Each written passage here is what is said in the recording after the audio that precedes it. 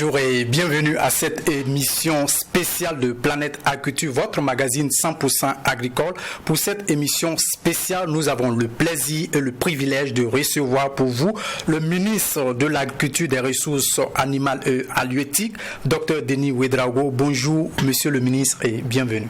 Bonjour, monsieur Ouédraogo. Alors, merci de m'accueillir ce matin pour cette émission. Et en vous remerciant, je voudrais aussi dire merci à vos auditeurs qui vont nous écouter et remercier aussi vos spectateurs qui vont suivre cette émission.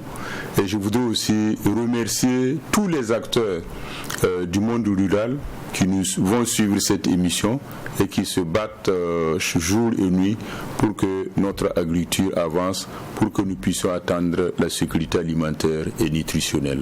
Avec le ministre Ouédraogo, il sera question de l'agriculture dans toute sa globalité, les problèmes du monde rural et bien entendu les solutions du gouvernement pour faire de l'agriculture burkinabé le levier de notre développement. Ce n'est pas normal qu'un pays comme le nôtre, après 63 ans d'indépendance, continue de compter sur les autres pour se nourrir. Monsieur le ministre, avant que vous nous répondiez à nos questions, je vous invite à regarder avec nous ce document sur les préoccupations et les attentes du monde rural vis-à-vis du gouvernement de la transition. Reportage. Ils représentent 86% de la population burkinabé. Eux, ce sont les acteurs du monde rural. Dans bien de cas, ils donnent une image de misère. Une paysannerie qui manque de tout et peine à se nourrir et à nourrir le pays. Chaque année, le riz, le poisson, la pomme de terre, la tomate et bien d'autres denrées alimentaires sont importés à des centaines de milliards de francs CFA. Un paradoxe quand on connaît les potentialités du Burkina Faso. Pire, pendant que le pays importe, à côté des productions pourrissent dans les exploitations agricoles, faute de conservation et de transformation adéquate. Si ce ne sont pas les productions qui pourrissent, ce sont les espaces de production qui sont morcelés en parcelles. Ou encore, ce sont les acteurs qui manquent du nécessaire pour produire. Une situation qui intrigue.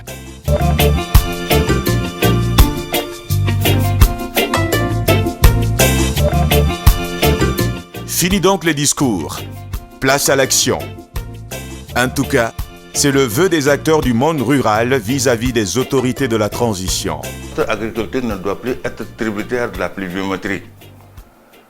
Parce qu'à partir de ce moment, si notre agriculture est tributaire de la pluviométrie, ça veut dire que les agriculteurs travaillent uniquement que 4 mois et vivent sur 12 mois. Il faudrait qu'un accent particulier soit mis sur la maîtrise des eaux de surface et l'exploitation même des eaux souterraines pour permettre aux agriculteurs de travailler 12 mois sur 12. Nous attendons effectivement de l'État et de son gouvernement qu'il développe l'agriculture et le modernise. Sortir des sentiers battus où on fait des communications politiques, non. L'agriculture doit être le levier du développement qui va permettre effectivement l'employabilité des jeunes et des femmes et aller à une industrialisation de notre pays. Les intrants agricoles, les équipements, des facteurs sur lesquels il faudra également jouer, car très déterminants dans la production agricole. Même si nous ne voulons pas des équipements de fermiers texans, au moins qu'il y ait des tracteurs, des motoculteurs et bien d'autres, des charrues, pour permettre à chaque catégorie d'acteurs de pouvoir se servir. Au-delà de ces équipements, on a besoin effectivement des innovations et de la technologie. Mais avant, l'autorité doit sécuriser les producteurs, ceux avec leur support de production, la terre. Pour arriver effectivement à donner des attestations de possession foncière à tout agriculteur pour qu'ils puissent investir sérieusement sur leur terrain. Parce qu'un paysan qui n'a pas de titre, qui n'a pas un certificat de possession foncière, il ne peut pas mieux s'investir sur son terrain, puisque du jour au lendemain, il peut être chassé, soit par des grands investisseurs, ou bien soit par l'État même. Il va falloir qu'on travaille à rendre l'agriculture attrayante à travers un statut d'agriculteur qui va permettre aux jeunes qui veulent s'installer effectivement de ne plus envier ceux-là qui sont restés en ville. C'est-à-dire quand on dit de donner un statut, il faut qu'il y ait une protection sociale, il faut qu'il y ait une retraite, il faut qu'il y ait ceci, à l'image des autres fonctionnaires de la nation. Mais si à 80 ans on continue toujours à produire, ça veut dire que l'agriculture n'est pas attrayante. Ces femmes-là aujourd'hui, ces braves femmes-là aujourd'hui qui travaillent, comment ces femmes-là peuvent-elles accéder à la terre? Parce qu'on s'était engagé dans les temps en se disant que sur chaque périmètre aménagé, les femmes et les jeunes ont 30% des quotas de terres aménagées. Que ça devienne une réalité.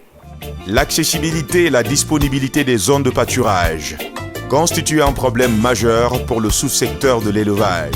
Vous voyez, premièrement, il y a la transcarbonité sur les routes. Ça, c'est le problème de l'État. Vous voyez, deuxièmement, les sorties des pâturages des zones des animaux. Il n'y en a pas. De plus, les acteurs de la filière bétail-viande réclament une meilleure organisation de leur activité avec plus d'autonomie dans la gestion du Fonds de développement de l'élevage, le FODEL. À l'heure actuelle, on ne sait même pas quel nombre d'éleveurs sont au Burkina. Nous ne sommes pas matriculés. Il faut qu'on parte aux matriculations pour savoir qu'à Djibo, il y a tel nombre d'éleveurs. On peut avoir nombre d'éleveurs, nombre d'emboucheurs. On ne peut pas être à la fois commerçant, transformateur, producteur. Ce n'est pas possible les trois à la fois. Chacun a son maillon. Nous pouvons battre le record du monde en viande. Il n'y a pas de système d'entretien, c'est tout. Il faut l'application de l'État. Vous voyez les pays, tous les pays sous les zones, le Burkina est mouillé. Tous les pays sont partis au kilo. Nous sommes toujours à vue d'œil. Si l'État implique, l'État met sa main dit que non, à l'heure actuelle, là, le kilo de viande, c'est comme ça. Le FODEL est là, ça nous appartient. Ce n'est pas nous, acteurs, qui sont là-bas. C'est l'État qui a remis des gens, des fonctionnaires qui viennent travailler pour nous. Nous sommes d'accord, tout un directeur est nommé par un président. Est-ce que vous voyez? Mais nous, les acteurs, nous faisons quoi? Si les fonds étaient à nous, les acteurs, nous, les acteurs, nous savons comment travailler avec nos fonds. Est-ce que vous comprenez? Si vous prenez les autres pays, c'est comme ça qu'ils font. La production agricole et la transformation sont intrinsèquement liées. Problème, le secteur manque de tout. En premier lieu, l'inaccessibilité des facteurs de production. En ce qui concerne le domaine de la transformation, les coûts des facteurs de production sont excessifs. Et il y a lieu également de voir dans ce domaine le coût de l'énergie. Nous avons également le problème non seulement du coût de l'énergie, mais vous avez le problème de l'eau. Nous avons également le problème de la sécurité. Nous avons également le problème de la formation. Tout un ensemble donc, de dispositions qu'il faut lister et voir point par point. Nous avons des services connexes qu'il faut nécessairement développer et accompagner vraiment l'émergence d'un secteur agroalimentaire efficace pour le bien du pays. Le système de conservation joue un rôle capital, de la production à la transformation agroalimentaire. Bonne nouvelle, des solutions existent et méritent d'être mises à l'échelle. Les différents produits dont vous dites, la tomate, l'oignon, la pomme de terre, tous ces produits-là, peuvent être conservés, bien sûr, à des quantités importantes, qui peuvent même couvrir toute une année entière, ou même plus. Ça dépend toujours d'où on veut le faire et la quantité pour que nous puissions, dans ce cas, faire une conception si besoin il y a. Donc c'est très important qu'il y ait une vision et une volonté de développer le froid. Le résultat n'est pas instantané. Alors, il faut qu'il y ait une volonté d'aller dans le temps. Il faut qu'il y ait une vision claire de ce que nous voulons être d'ici 20, 30, 40 ans. Et on commence maintenant à travailler pour que les générations qui viendront après puissent vivre dans des conditions meilleures. Donc c'est une volonté profonde de changement. Le sous-secteur de la pêche et l'aquaculture n'est pas exempt de problèmes. L'insécurité des zones de production, le manquement d'équipements et d'intrants constituent le goulot d'étranglement à ce secteur combien porteur. Premier de nos soucis, c'est la sécurisation des sites de production aquacole et de pêche, surtout dans les régions de la boucle du Mouhoun, dans le centre nord, le nord, l'est et le Sahel, où nous avons de nombreux membres qui aujourd'hui souffrent de la présence des djihadistes qui les empêchent de mener à bien leurs activités. Nous avons des contraintes majeures qu'il faut lever, que je résume le plus souvent par les 3 A, à savoir que nous souhaitons avoir des alevins de qualité pour pouvoir les élever. Nous voulons disposer aussi des aliments de qualité. Et le 3e A est constitué par l'appui technique, parce qu'il faut un savoir-faire pour faire de l'aquaculture, pour faire de la production aquacole. Des préoccupations et des attentes légitimes à tout point de vue, qu'elles soient attendues et prises en compte, car l'enjeu en vaut la chandelle, la sécurité alimentaire et nutritionnelle.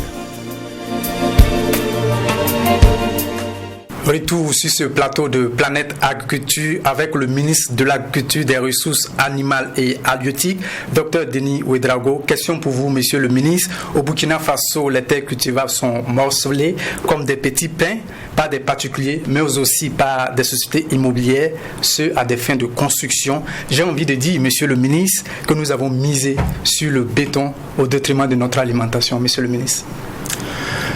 Alors, ce que vous dites, je pense que le béton et l'agriculture ne s'opposent pas. En réalité, quand vous faites l'agriculture, vous avez besoin de construire des magasins, vous avez besoin de faire des routes pour y aller, etc., etc. Donc, il n'y a pas d'opposition entre le béton et l'agriculture. Mais là, on parle d'habitation, là. Oui, seulement ce que je veux dire aujourd'hui, nous avons un sérieux problème, ce que certains acteurs ont convenu d'appeler l'accaparement des terres. Et c'est plus ou moins une réalité. Lorsque vous sortez hors de nos grandes villes, vous avez des terrains clôturés, souvent non exploités, etc., etc. Et il y a aussi les questions de sociétés immobilières. J'aime le dire, lorsque vous allez dans certains grands pays et vous observez, lorsqu'on construit des habitations et qu'on arrive à des terres cultivables, on constate qu'on fait un saut pour aller retrouver les terres incultes, de sorte que on peut souvent parler d'agriculture urbaine et périurbaine, alors que dans notre pays c'est pas le cas. Lorsqu'on fait le lotissement, que la terre soit bonne, propice pour l'agriculture ou pas, on a l'impression que le morcellement, le lotissement prime nécessairement sur les activités agricoles. Mais c'est aussi permis par l'État burkinabé. Permis par l'État burkinabé, est-ce qu'on peut l'affirmer véritablement? C'est vrai qu'on a donné la possibilité à des sociétés immobilières ou à d'autres personnes, même l'État, de faire le lotissement, mais je pense que c'est une question de réflexion globale. Nos schémas d'aménagement urbain ne tiennent pas véritablement compte de certains aspects. Et qu'est-ce qui est prévu par la transition pour ce qui concerne en tout cas l'accaparement des terres? Au niveau de la transition, si vous avez bien suivi, il y a actuellement un processus de révision des textes, des lois, décrets sur les sociétés immobilières pour justement réduire le phénomène. Et si vous avez suivi, ça fait un peu de bruit comme on l'a dit, mais nous allons poursuivre la réflexion pour déjà limiter les dégâts, si je peux m'exprimer de la sorte. Et en même temps, il y a certains terrains s'ils sont acquis selon les normes, il y a des périodes pour la mise en valeur, que ce soit en milieu urbain ou en milieu rural. Mais nous allons appliquer ces textes-là. Si vous aviez suivi, il y a un communiqué du ministre de l'économie et des finances qui demandait, en tout cas aux propriétaires de parcelles, d'espaces, etc., de pouvoir les valoriser, sinon la loi sera appliquée. Et dans ce cas, ce sera le retrait. Mais et les particuliers qui ont pris des centaines de milliers d'hectares, qu'est-ce qu'on fait? Alors, à ce niveau, les échanges, la réflexion se poursuit pour pouvoir voir comment valoriser. Si je donne un exemple, nous, au niveau du ministère de l'Agriculture, nous avons réfléchi. Nous avons dit, par exemple, il y a des terres libres qui ne sont pas exploitées depuis plusieurs années. Alors, est-ce qu'il serait possible de faire, par exemple, un recensement des propriétaires et échanger avec eux pour voir comment on peut mettre, par exemple, des jeunes sur ces terrains-là pour une exploitation selon une certaine durée. Parce que ça ne sert à rien de laisser les terres libres et de ne pas les exploiter. Mais monsieur le ministre, d'aucuns diront que la réflexion a trop duré parce qu'on connaît déjà le mal. Alors, la réflexion a trop duré. Est-ce qu'on peut le dire comme ça? Je pense aussi qu'il ne faut pas se précipiter pour certaines réflexions. Nous sommes là, il y a à peu près 5 mois que le gouvernement est en place. Alors, pour élaborer des textes, des décrets ou des lois, c'est un processus relativement long à notre niveau, au niveau du gouvernement, et ensuite il faut les transmettre s'il s'agit de lois au niveau de l'Assemblée législative de la transition. Donc c'est là. Et je voudrais aussi dire qu'on a dit que dans certains pays, notamment les pays asiatiques, la conception prend souvent 60 à 75% du temps et l'application, à ce moment, on peut appliquer plus facilement. Donc je pense qu'il ne faut pas traîner, mais il ne faut pas non plus se précipiter pour faire quelque chose qui pourrait créer d'autres problèmes. Ce qui est sûr, le problème sera résolu. En tout cas, ça sera résolu, ça c'est sûr. Il y a aussi ces bas-fonds qui ont été aménagés avec les fonds de l'État qui sont abandonnés, qui sont inexploités. Monsieur le ministre, votre réponse par rapport à ça? Oui, les bas-fonds étaient aménagés pour contribuer à la production souvent de riz et en saison sèche, à certains moments, les produits maraîchers. Il faut reconnaître que certains aménagements ont eu des insuffisances, il faut les rattraper.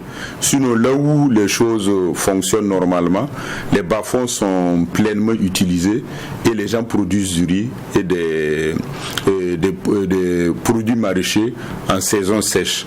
Mais nous avons été instruits justement de réhabiliter certains bas-fonds et de pouvoir permettre aux populations de produire non seulement en saison des pluies, mais aussi pendant la saison sèche avec pour objectif d'atteindre la sécurité alimentaire. Donc tous les bas-fonds qui ne sont pas exploités ne répondent pas aux normes, c'est ce que vous voulez dire? Non, pas nécessairement. Il y a certains bas-fonds qui ont des insuffisances. Donc à ce niveau, il faut les réhabiliter convenablement pour permettre une bonne exploitation. Et ceux qui sont conformes, qu'est-ce qu'on en fait, mais qui ne sont pas exploités? Ceux qui sont conformes, en règle générale, on les exploite. Parce que moi j'ai trois zones au niveau du Sanguier. Il y a 3 zones on va dire quoi, bas-fonds aménagés qui sont inexploités. Et on en dénombre plusieurs à l'intérieur du pays, monsieur le ministre. Alors au niveau du Sanguier, je pourrais certainement demander des informations, mais ce qui est sûr, je vous dis que pour la campagne des saisons sèches, nous avons reçu des instructions fermes de son Excellence, Monsieur le Président de la Transition, et j'ai dit en passant qu'il a un amour fou, si vous me permettez d'utiliser ces termes, pour l'agriculture. Et il insiste pour que nous puissions valoriser toutes les terres du Burkina Faso pour permettre, comme il a dit lui-même le 10 décembre dernier, que chaque Burkinabé mange à sa faim. Et justement, pour parler des pôles de croissance, Souvou, Bagré, Samandeni, si ces 3 pôles agricoles sont convenablement exploités, On pourrait en tout cas nourrir le Burkina Faso, mais malheureusement, ces 3 pôles ne sont pas exploités à fond. Monsieur le ministre. Oui, effectivement, Bagré Pôle, le Sourou et Samandeni auraient pu contribuer significativement à la production de riz principalement, d'autres produits maraîchers et même du blé pour participer à la sécurité alimentaire et nutritionnelle de notre pays. Alors, souvent, il se pose un problème de modèle économique. Alors, si je vous donne un exemple pour Bagré, qui est le premier pôle, même en termes d'ancrage institutionnel, il y avait des problèmes. Dans un premier temps, Bagré Pôle était au ministère en charge de l'économie, parce qu'il y a une direction de l'aménagement du territoire. Et on peut estimer que Bagré Pôle, au regard de son envergure, contribue à l'aménagement du territoire. Mais ça n'a pas très bien donné, parce que l'essentiel aussi, c'est la production avant la transformation. Et si vous ne produisez pas, vous n'aurez pas de produits pour commercialiser, pour transformer. Finalement, un peu la guéguerre, on dit bon, ça concerne le ministère de l'économie, le ministère de l'agriculture, le ministère du commerce, le ministère des ressources animales à l'époque. Il faut que ça soit géré au niveau du premier ministère. Et Bagré Pôle a été transféré au premier ministère.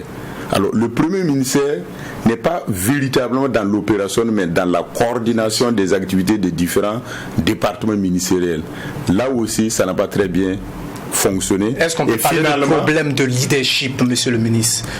J'arrive. Finalement, c'est l'an passé qu'on a rétrocédé, j'allais dire, Bagré pour le ministère de l'Agriculture pour dire il faut prendre en charge ce pôle. Donc vous avez vu tout ce temps, ça a pris pratiquement 7, 8, presque 10 ans pour arriver à cela.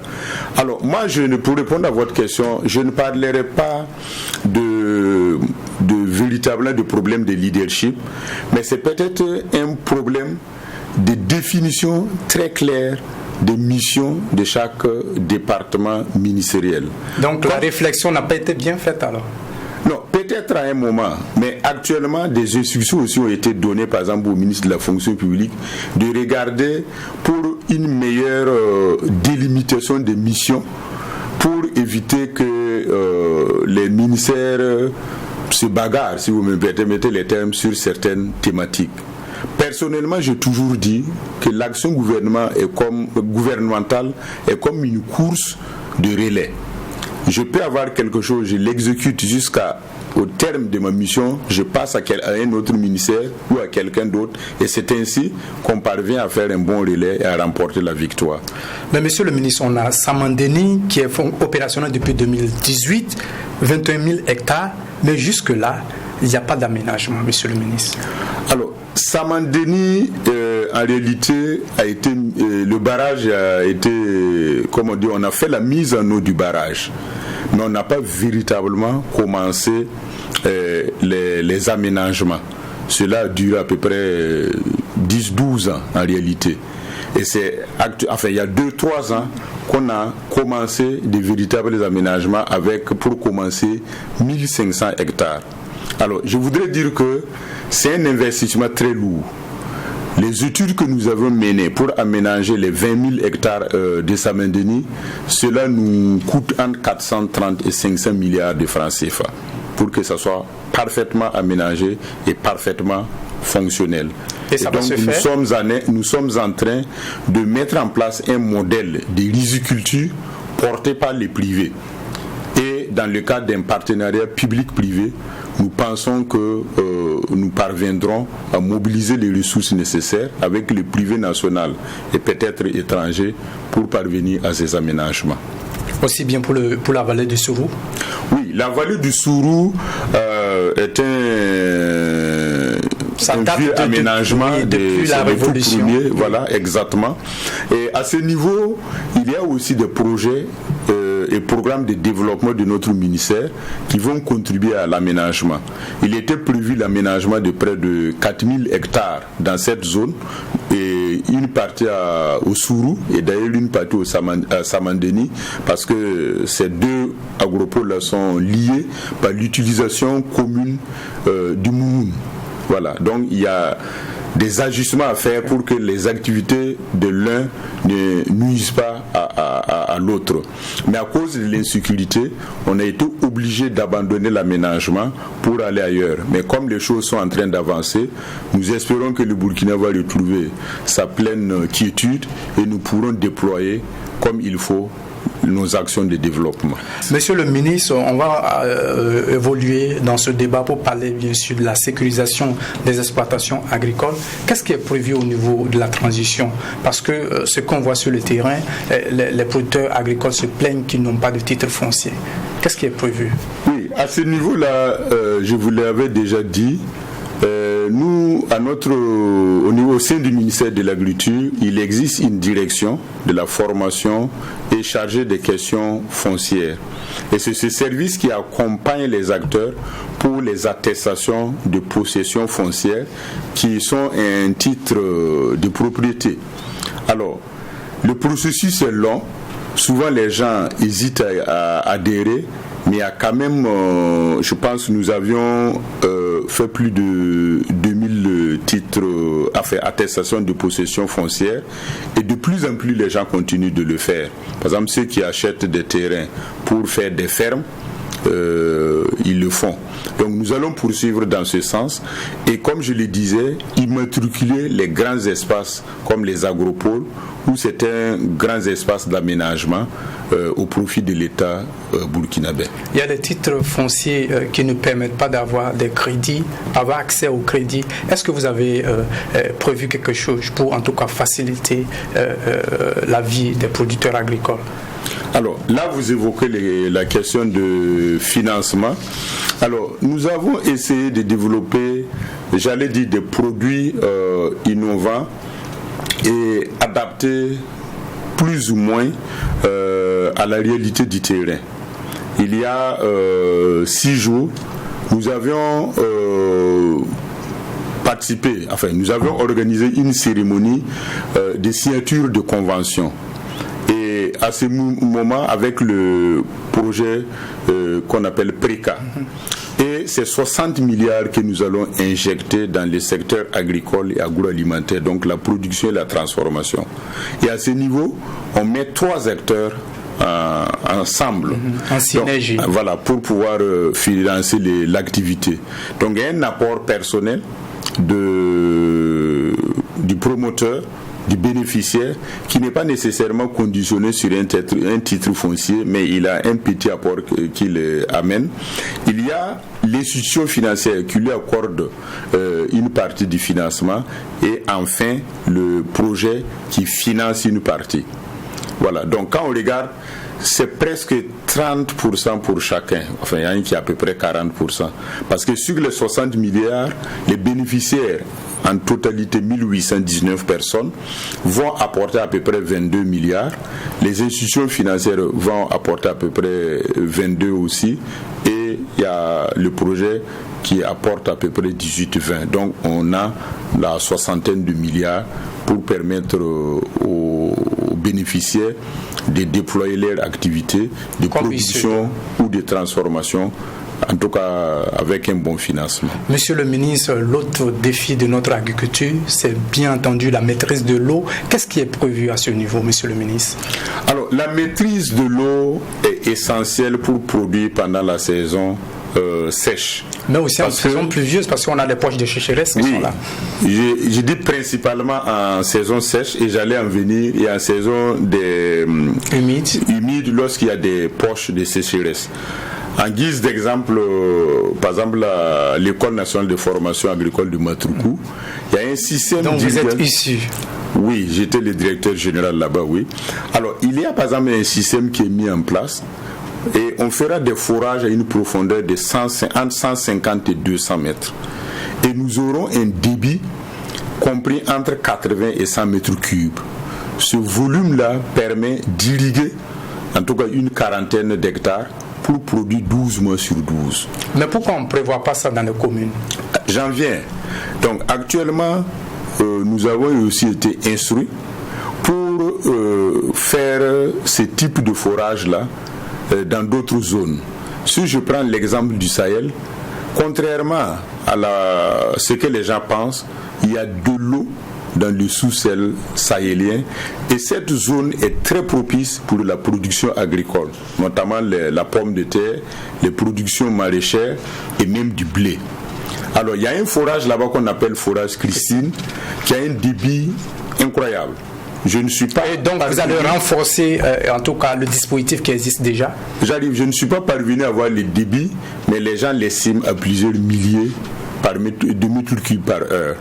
Et les recherches que nous avons réalisées montrent que à une profondeur de 300 mètres, on peut avoir des débits de plus de 200 ou de 200 à 500 mètres cubes heure là-bas. Donc l'objectif, c'est de pouvoir peaufiner les études sur les ressources en eau du Burkina et selon les zones, qu'elles soient sédimentaires ou non, regarder quelle est la profondeur maximale où nous allons trouver les débits les plus élevés et pouvoir le forer. Mais là où les données existent déjà, nous allons commencer le travail. Quand ? Le problème qu'il faut dire, c'est qu'on avait déjà fait les plans de passation des marchés avec des forages peut-être de 80. Donc il faut réajuster. Et les coûts ne sont pas les mêmes. Si vous avez un AEPS de 80 mètres de profondeur, vous n'aurez pas le même coût que si vous allez à 300 mètres, soit 3 fois plus la profondeur initiale. Donc il faut reconvertir l'argent. Peut-être qu'il faut 3 forages classiques à espèces simples pour faire les forages agro-débit. Donc si on vous comprend bien, monsieur le ministre, nous sommes en train de réviser. Il y a une volonté du gouvernement de la transition de maîtriser les eaux, non seulement de surface, mais aussi souterraines, pour mieux produire au niveau du Burkina Faso. Je pense que c'est exactement ça. Et pour ce qui est de la mécanisation, jusque-là, c'est assez timide en termes de mécanisation. Alors, la mécanisation, il y a des initiatives avaient été prises pour installer une unité de montage des tracteurs et d'autres équipements agricoles au niveau de Bobo Dioulasso. Alors, des conventions ont été signées, les travaux ont démarré, il y a eu des difficultés, ce n'est pas encore achevé, mais dès ma prise de fonction, j'ai rencontré l'entreprise chargée des travaux et je lui ai fait comprendre que nous voulons nous appuyer sur la mécanisation pour la modernisation des exploitations au niveau de notre pays et qu'il a un délai. Toujours dans la même dynamique, le 9 novembre 2022, le gouvernement a adopté un plan opérationnel d'appui à la campagne agricole de la saison sèche 2022-2023 avec une enveloppe initiale de 11 milliards. Le 24 du même mois, vous lancez la campagne sèche avec 10 milliards dans la région du centre-ouest. Monsieur le ministre, déjà pour parler de ce programme-là, comment s'est fait le choix des bénéficiaires? Alors, d'abord, je voulais apporter des précisions. Le montant, c'est 10 milliards 600 et quelques millions. Donc, dans l'élagage, on peut dire environ 11 milliards. Donc, il faut que ça soit clair. En tout cas, les chiffres qui sont dans le plan, c'est pas 11 milliards, c'est les 10 milliards 600. Donc, environ 11 milliards. Environ. Environ 11 milliards pour le départ. Exactement. Et à l'arrivée, c'était combien? Toujours le même montant? Oui, mais c'est ce montant qu'on devrait utiliser pour les différentes activités. Et comment s'est fait le choix des bénéficiaires? Alors, ce sont ceux qui sont dans sur les bas-fonds, aux abords des barrages, etc., où il y a des points d'eau et on peut exploiter. Alors, les bénéficiaires ont été choisis selon des critères de travail, d'exploitation. Il y a aussi les femmes et les PDI. Dans chaque région du Burkina, 30% des intrants, que ce soit les semences, les engrais, étaient accordés aux personnes déplacées internes.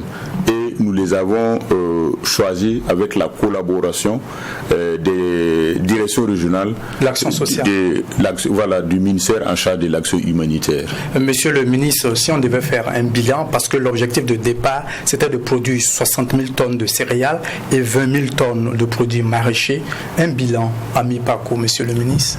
Alors, un bilan à mi-parcours... Est-ce que la moisson s'annonce bonne? Oui, à notre avis, ça s'annonce bonne, peut-être pas comme on l'aurait espéré, parce qu'il y a eu des difficultés. Quelles sont ces Soyons difficultés? honnêtes pour le dire.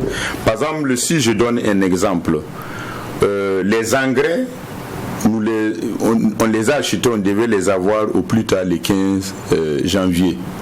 Donc cela montre aussi la difficulté des entreprises burkinabées à pouvoir livrer les engrais dans les délais, parce que c'est un processus lourd. Il faut faire venir du port, ensuite il faut les déposer dans les directions. La question que j'ai envie de vous poser, c'est que on a un potentiel qui est là, Burkina Phosphate. Pourquoi on n'en utilise pas assez? Alors, Burkina Phosphate est utilisé, certainement pas assez, mais en réalité, il y a une petite difficulté à ce niveau. Le phosphate n'est pas utilisé directement comme de l'engrais. Il est utilisé pour élever la fertilité du sol. Si vous avez un sol très pauvre où il pousse à peine de l'herbe, si vous utilisez le Burkina Phosphate, il y a un dosage pour la première année, la deuxième année et la troisième année. En réalité, c'est au bout de la troisième, sinon même la quatrième année, qu'on observe tout le potentiel du Burkina Faso. Mais est-ce qu'on ne peut pas corriger ça, monsieur le ministre? Non, j'en vais. C'est pour ça que nous sommes en train de vouloir mettre en place une usine de production d'engrais complexes à Diapaga. Parce que les phosphates se trouvent à Kodjari. Donc, ce projet, nous avons fait les études de faisabilité et tout ce qu'il faut. Et nous avons besoin d'environ 70 milliards pour que cette unité fonctionne. Si l'unité venait à fonctionner, et notre souhait c'est que cela se fasse au cours de 2024, cette unité serait capable de produire environ 600 000 tonnes par an.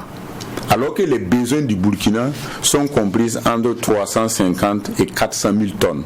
Donc ça veut dire que si cette unité est mise en œuvre, le Burkina sera un exportateur net d'engrais.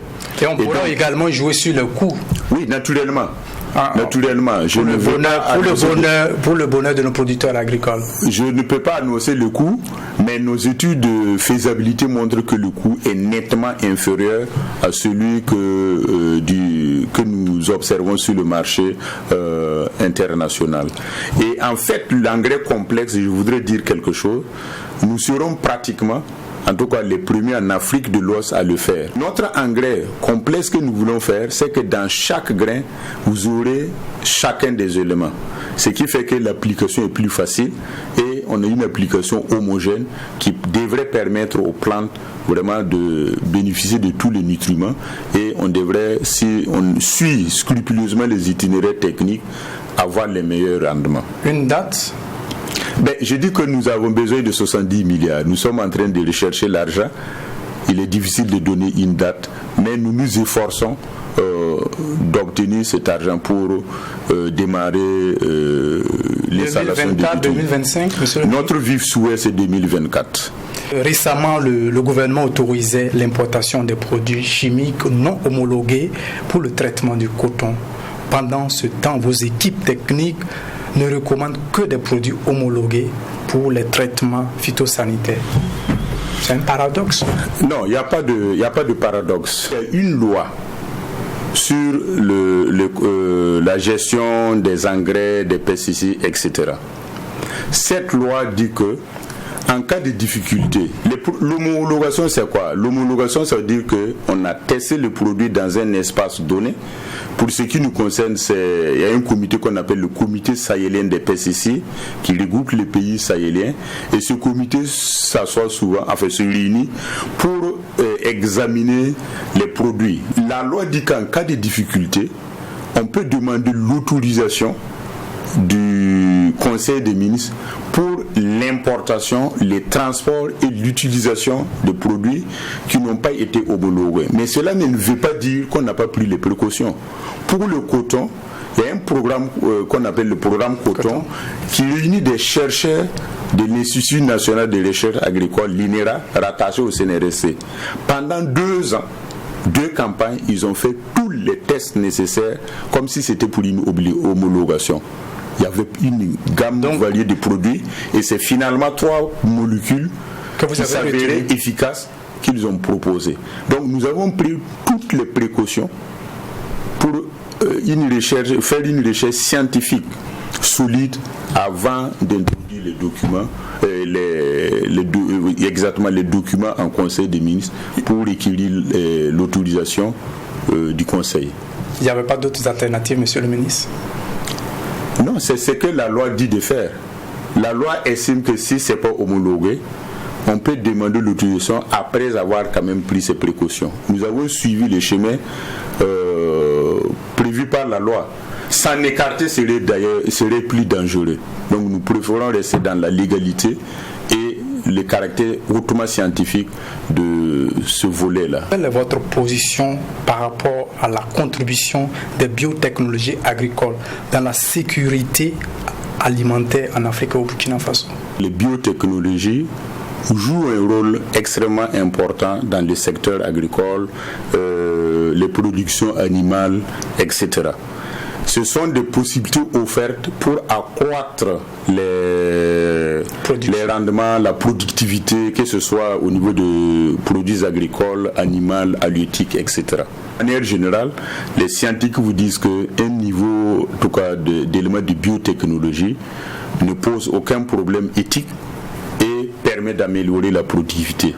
Si c'est dans ce contexte, nous sommes pour la biotechnologie, pour justement améliorer la productivité. L'une des alternatives, monsieur le ministre, ce n'est pas peut-être de limiter les importations des produits, des céréales, et d'amener nos opérateurs économiques à la production et à la transformation, parce que le potentiel existe. On a par exemple pour le cas du riz, pour le cas du sorgho, un potentiel, le cas du maïs aussi, des potentiels rendements qui peuvent aller de 7 à 10 tonnes à l'hectare. Est-ce que ce n'est pas une solution envisageable, monsieur le ministre?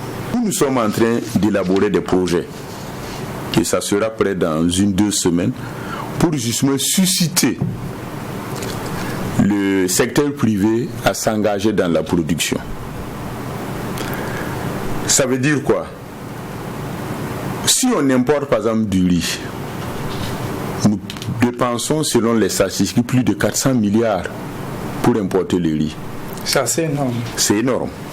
On peut imaginer une situation pour demander par exemple aux importateurs, mais qu'est-ce qui les empêche d'aller à Bagré, au Sourou et à Samandeni, prendre une certaine superficie pour produire eux-mêmes le riz sur place et le vendre?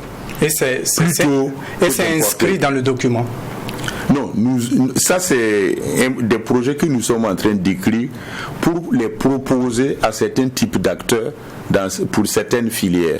Pour les dire oui, l'importation, comme disait quelqu'un, on ne peut pas développer un pays à partir de l'import-export. C'est pas possible. Il faut produire sur place, transformer, surtout la transformation, parce que c'est la transformation qui crée de la valeur ajoutée. Donc si vous importez, vous les vendez. Il n'y a aucune transformation. Il n'y a pas de plus-value, comme on le dit. Donc il est important que certains acteurs puissent, dans leur filière-là, investir au niveau national pour soutenir la production. Et ce serait quelque chose de très bien. Et voilà, vous êtes en train de susciter cela? Oui, nous sommes en train d'écrire les projets pour pouvoir organiser des échanges avec le privé, et cela peut se faire dans le cas d'un partenaire public-privé où l'État peut les soutenir sur certains volets pour les équipements, peut-être des remises d'impôts. En tout cas, on est en train de la réflexion en train d'être un cadre idéal. Ce qu'on appelle un cadre incitatif, de sorte que voilà, ça pousse les privés à adhérer ou à prendre des initiatives dans ce sens-là. Monsieur le ministre, évoluons pour parler de ce secteur de l'élevage. Le problème de la terre revient, de pâturage. Oui, le problème de la terre revient à tous les niveaux, et je pense que l'élevage subit un impact très important.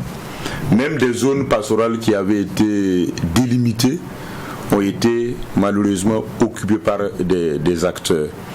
Donc, nous sommes en train de regarder comment raviver certaines zones pastorales.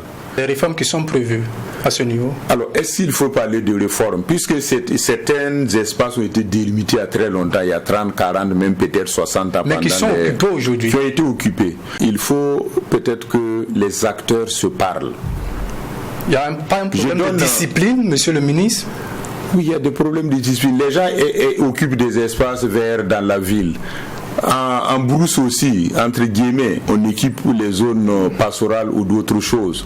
Donc, il y a quand même une réflexion. Et je pense que la dernière fois, je discutais avec mes homologues qui sont en train de mettre en place des équipes pour qu'on travaille et puis décanter certaines situations. Est-ce qu'il n'est pas temps de limiter les exportations de bétail sur pied? Parce que jusque-là, ce sont des discours. On n'est pas véritablement arrivé à limiter les exploitations. Oui, il y a beaucoup d'animaux qui sortent. Nous avons été instruits pour, justement, dès novembre, pour limiter l'exportation du bétail, limiter la sortie des céréales, etc., etc. Mais comme vous le savez, on dit souvent que nos frontières sont poreuses. Mais pour le cas des bétails, du bétail du moins, qu'est-ce qui est prévu pour qu'on n'exporte plus de bétail sur pied? Alors, j'allais en venir. Donc ça pose quand même un problème. Donc il est prévu la mise en œuvre d'un abattoir ultra moderne à Bobo-Dioulasso qui va faire l'abattage, le traitement des peaux, les sabots, les cornes. C'est vraiment quelque chose de global. Hein? De global, voilà, qui couvre tous ces aspects. Le projet a été bouclé. Nous sommes à la recherche de financement. Beaucoup de projets qui sont à la recherche de financement. Monsieur le ministre, parlons du sous-secteur de la volaille. Le sous-secteur de la volaille, beaucoup de problèmes. Qu'est-ce qui est fait à votre niveau pour que les consommateurs burkinabés puissent avoir dans les années à venir ou puissent consommer de la volaille, je vais dire du poulet flambé en quantité et en qualité? Alors, la volaille est un secteur très important et son développement va permettre de résoudre aussi un problème d'emploi pour les jeunes. Alors, qu'est-ce qui est fait? Nous mettons l'accent, avec l'appui des chercheurs, sur l'amélioration génétique. Et il y a des études qui ont été faites dans le domaine de l'amélioration génétique, mais aussi l'alimentation, de sorte qu'au bout de 4-5 mois, on peut avoir un poulet qui avoisine, en tout cas entre 800 grammes et 1 kg ou légèrement plus. Donc ce sont ces choses que nous sommes en train de faire. Alors, on met l'accent aussi sur la production de poulets de chair. Parce qu'on importe beaucoup. Non, les poulets de chair, ça sera fait ici. Il y a des gens qui le font déjà. Mais c'est pas assez. Ils font des croisements avec des poulets de race améliorée. Des races améliorées, de sorte que, alors, on a un goût qui ne s'écarte pas trop du poulet bicyclette. Et ça aide. Mais les poulets de chair, il y a par exemple quelqu'un qui est en train de mettre en place un couvoir au niveau du Burkina ici, d'un investissement de près de 10 milliards. Il a commencé les travaux. Assez intéressant. Nous l'avons aidé à monter le projet et ça sera combiné avec un abattoir de volaille. Non seulement pour ce qu'il produit, mais ce que les autres pourront amener pour l'abattage selon les normes. Le premier ministre, Maître Kelem de Tambela, devant les députés de l'Assemblée législative de transition le samedi 19 novembre 2022, parlait de la nécessité de trouver des moyens pour conserver de façon adéquate nos produits, nos fruits et céréales, 2. Transformer les produits agricoles et maraîchers. Puis il ajoutait ce jour-là, des instructions ont été données dans ce sens. Où nous en sommes avec ces instructions, monsieur le ministre? Alors, nous poursuivons. Pour ce qui concerne le stockage, nous construisons des magasins de stockage de taille variée, souvent de 20 tonnes jusqu'à 500 tonnes. Dans les régions, surtout à forte production, les zones de production pour pouvoir stocker les céréales. Nous travaillons aussi sur le froid. il y a 3 jours, j'étais en train d'échanger avec quelqu'un pour que nous puissions améliorer le système de froid. Si vous prenez la semence de pommes de terre ou la pomme de terre elle-même, elle se conserve au froid. Et même la tomate dans certaines conditions. Donc nous sommes en train d'améliorer. Il y a quelques chambres froides, mais c'est peu suffisant. Donc on va accroître et même adapter certains pour que ce soit ça oblige une norme. En ce qui concerne la transformation, il y a la Direction générale de promotion de l'économie rurale qui a une direction technique chargée de la transformation. Et ce sont des petites unités pour le moment qu'on met pour transformer un peu la tomate, les oignons, l'arachide, etc. Il y a des petites unités de transformation et vous avez vu que le Fonds burkinabé de développement économique et social a contribué pour la mise en œuvre de l'unité de transformation de la tomate à Yako. C'est une initiative communautaire, mais le gouvernement soutient fortement cette unité. À 40%. Pour permettre d'avoir une unité. Et cette position est stratégique, elle est très importante. D'abord, au niveau de Yako, où on appelle le barrage de Kanazoe, c'est un bassin de production. Alors, de cette position, les productions de Wayuga viennent facilement, celles de Kongoussi et celles aussi de la vallée du Cou. C'est une position stratégique. Monsieur le ministre, nous allons parler de financement du monde rural. Il y a un sérieux problème. C'est vrai qu'il y a une banque, mais elle n'est pas adaptée, monsieur le ministre. Les acteurs s'en plaignent énormément. Oui, elle n'est pas adaptée. Bon, dans tout cas, il faut savoir que nous sommes dans un espace communautaire avec une même politique. C'est vrai que la banque agricole, du fait de son action, peut bénéficier de certains privilèges, mais pas au-delà de certains niveaux. Donc, est-ce qu'il n'y a pas nécessité de faire des réformes pour pouvoir, en tout cas, financer convenablement le monde agricole? Oui, des réformes, peut-être. Mais ce qui est déjà là, on a créé par exemple le fonds de développement agricole qui est au niveau de la banque. Les conditions ne sont pas assez souples. Bon, souplesse, souvent quand il s'agit de crédit, les banques aussi veulent se protéger. Et on estime souvent que, comment je dis ça, le secteur agricole est très risqué. C'est controversé, mais en tout cas le risque est là. Mais des efforts sont faits pour financer certains acteurs par la banque de développement, la banque agricole du Faso, les fonds de développement agricole aussi. Et je vous ai dit à d'autres acteurs, les fonds. Quand vous prenez le FODEL, ils participent au financement des activités du secteur agricole. Vous prenez le CREPA dont je parlais tout de suite, ce 60 milliards. Mais monsieur le ministre, d'autres initiatives, oui, d'autres instruments qui viennent en complément de la banque agricole du Faso. Pour vous dire que la banque prend une part, mais d'autres acteurs aussi viennent la compléter. C'est vrai qu'on aurait voulu, peut-être qu'elle finance toutes les activités agricoles, et même ça, ce ne serait pas optimal. Il faut que plusieurs acteurs contribuent pour la dispersion du risque aussi. Un dernier mot pour terminer. Alors, le dernier mot que je voudrais dire, c'est merci. Merci à TruTV qui m'a reçu et qui a posé un ensemble de questions pour permettre aux spectateurs, aux auditeurs de comprendre certaines préoccupations du secteur agricole et agro-silvo-pastoral et aussi ce que nous envisageons comme action pour permettre d'améliorer les performances du secteur. Je saisis cette occasion pour remercier très sincèrement tous les acteurs du secteur agro-silvo-pastoral, tous les techniciens de l'agriculture qui s'investissent au risque de leur vie dans cette situation difficile pour accompagner les acteurs pour qu'ils puissent atteindre les meilleurs résultats possibles.